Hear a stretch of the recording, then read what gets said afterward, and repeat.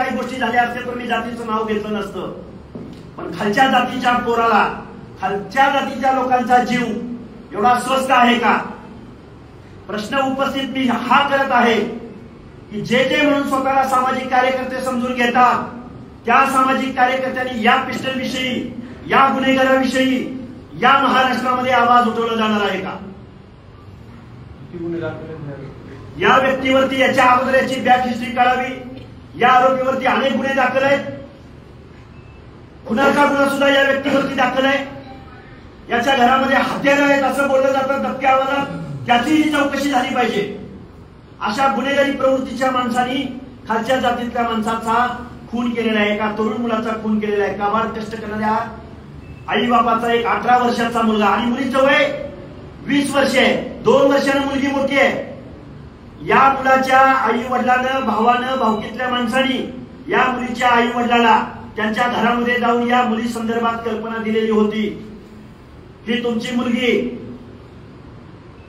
या मुलीला तुम्ही समजावून सांगा. ही भूमिका या मुलाच्या आई वडिलांनी वेळोवेळी घेतलेली असून सुद्धा या मुलाची हत्या करण्यात आली.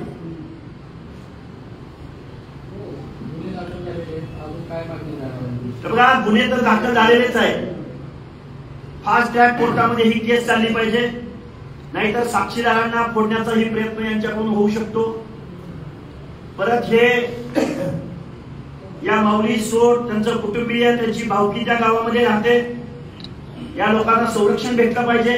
त्यांच्यावरती दहशत आहे आणि या खुनाची फास्ट ट्रॅक कोर्टमध्ये ही केस चालली पाहिजे आणि आरोपीला जास्तीत जास्त फाशीची शिक्षा होईपर्यंत कोर्ट सुनावेल ती शिक्षा झाली पाहिजे अशी आमची विनंती.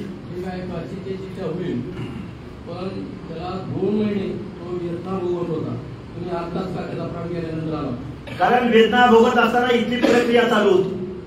त्यावेळेस तुम्ही कारण त्यावेळी जर ही प्रकरण आम्हाला कळलं असतं, या लोकांनी जर सोशल मीडियातून आता डेथ झाल्यानंतर सोशल मीडियामधून, मी राहतो सांगली जिल्हा, सोलापूर जिल्ह्यात, सांगली जिल्ह्याच्या बाउंड्रीवरती, या महाराष्ट्रामध्ये अनेक प्रकरणं घडतात की सोशल मीडियामधून या घटनेचं गांभीर्य पाहून आम्ही इथपर्यंत आलेलो आहोत.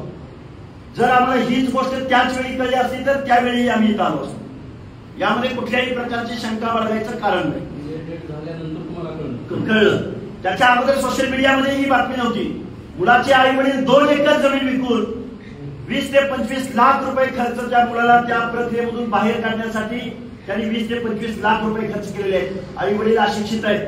आई वडिलांना जर याचं भांडवल करायचं असतं, या लोकांना राजकारण करायचं असतं, या लोकांना जातीय मोर्चे काढायचे असते, कुणाला तरी टार्गेट करायचं असतं तर त्याही गोष्टी झाल्या असत्या.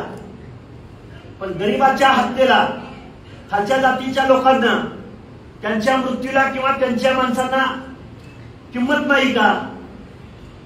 माझा असा अजून प्रश्न आहे, तुमच्या समाजाचा त्या ठिकाणी सरपंच होते, तुमच्या शेजारी बसलेले जे कार्यकर्ते आहेत गोयकर, त्यांनी म्हणते तुम्ही गावात येऊ नका, जाती तेढ निर्माण करू नका. मला वाटतं या विषयाला डायव्हर्ट करता, या विषयासंदर्भात बोला.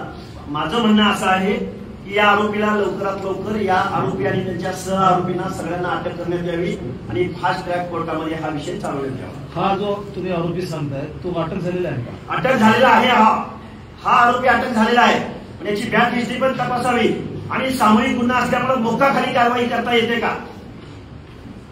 मोक्काचा गुन्हा यांच्यावरती दाखल करावा, ही आमची मागणी आहे. कारण सामूहिक 10-15 लोकांनी मारहाण केलेली, 10-15 लोकांनी हा बळी घेतलेला आहे. मुलीला 2 वेळेस समज देऊन 2 दिवस गावची इज्जत आहे, एखाद्या गावाची इज्जत जाऊ नये म्हणून त्या आई वडिलांनी त्या मुलीला घरी नेऊन सोडलं तरी पूर्णतेपर्यंत पोच केली आहे. त्यांची मानसिकता नेमकी काय आहे? हो, तेच त्या संदर्भात प्रश्न विचारतो. सर एक बाईट करूया. हा.